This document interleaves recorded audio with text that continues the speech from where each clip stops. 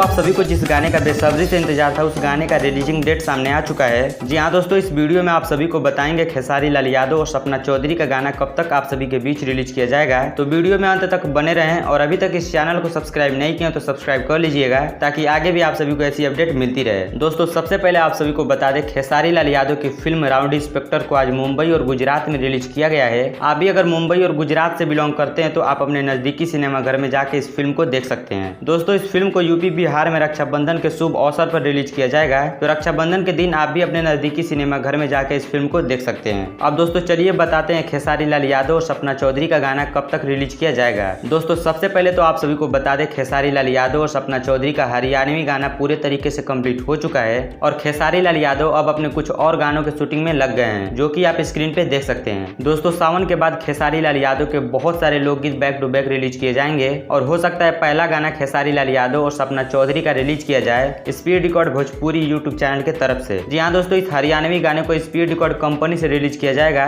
गाने को रक्षाबंधन के बाद रिलीज किया जाएगा, यानी कि आप सभी को यह गाना 11 तारीख के बाद देखने को मिल सकता है। आज की इस वीडियो में बस इतना ही। वीडियो देखने के लिए आप सभी का बहुत बहुत धन्यवाद।